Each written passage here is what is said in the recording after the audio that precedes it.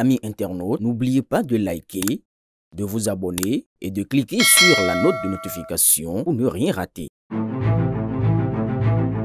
Votre futur commence ici. Terrain à vendre dans la cité Toli. Vous rêvez d'un cadre de vie alliant calme et prestige? Découvrez la cité Toli, une opportunité exclusive à Révi. Située à seulement 200 mètres d'une berge lagunaire, emplacement stratégique, proche du rond-point des Noux et des axes routiers, tout en préservant la tranquillité d'un cadre naturel unique. Ce domaine sécurisé vous offre sécurité et titre foncier global, infrastructures modernes, électricité, eau et réseau téléphonique. Que vous cherchiez à investir ou à construire votre futur foyer, la cité Toli est l'adresse qu'il vous faut. Contactez-nous pour visiter votre futur terrain. Faites le premier pas vers une vie sereine. Amis des pavés qui glissent et des rumeurs qui virevoltent, bienvenue dans la nouvelle du trottoir. Ici, on décrypte les frissons de la ville avec un œil tauve et une loupe à absurdité. Au menu aujourd'hui, nous avons un septuagénaire qui troque sa parcelle contre un plat de riz sauce graine, un employé modèle qui offre une décapitation surprise à son patron, un prisonnier qui se fait la belle sans billet de retour, un bus qui décide de faire la plongeon dans un fleuve burkinabé et un suspect de meurtre rattrapé après 2 mois de cavale pour une histoire de couteau mal placé. Sortez vos mouchoirs ou vos pop-corn, c'est selon. Cette semaine, on commence à l'Églita avec la CDI gastronomique. Un papy de 75 ans troque sa parcelle de 25 millions contre des repas à vie dans un maquis. Sa famille hule l'héritage en feu. Lui savoure son foutu en silence. Moralité, le ventre plein vaut mieux qu'un terrain vide. Qui a dit que la retraite rimait avec faire des économies? On continue à Abomey-Calavi avec l'évasion signée ancien chef de la prison.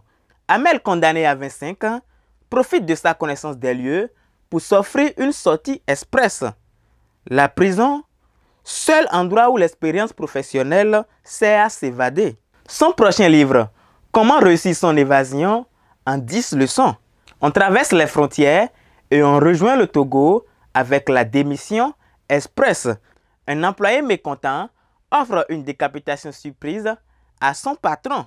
Rattrapé en train de laver la tête coupée, il explique « Je voulais juste qu'il ait une belle présentation.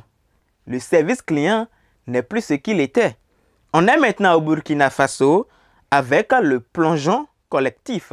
Un bus de la ST décide de tester la natation en fleuve. Bilan des passagers transformés en nageurs.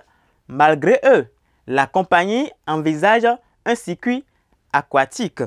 On revient à Ouedo au Bénin où on découvre le stock du SIM illimité. La police saisit 527 cartes SIM chez un cyber-escroc. Son excuse, je collectionnais des numéros porte-bonheur. Le seul forfait illimité qui vaut une cellule. À Ouegbo, le braquage pastoral. Un bouvier braque un zémidjan. Motif, diversifier son élevage. Saisit une machette et 3 motos en fuite. L'élevage bovin ne paye plus visiblement. À Neki, on a le choc frontal. 2 motos se percutent en plein as Neki-Sérékali. Résultat, 2 morts et un couloir de circulation qui reste incompris. Au Bénin, les routes sont des champs de bataille. À Lokossa, la fraude technique. Un automobiliste tente de corrompre un agent du CNSR pour faire passer son tas de ferraille. Échec. Moralité, même la corruption a ses standards. Le seul contrôle technique réussi, c'est celle de la honte. On est maintenant à Ouessé où on découvre le vol de moto sans plaque. 3 compères volent un Bajaj sans plaque. Rattrapé parce que rouler sans plaque, ça se remarque. Conseil du jour, si vous volez une moto, volez aussi la plaque.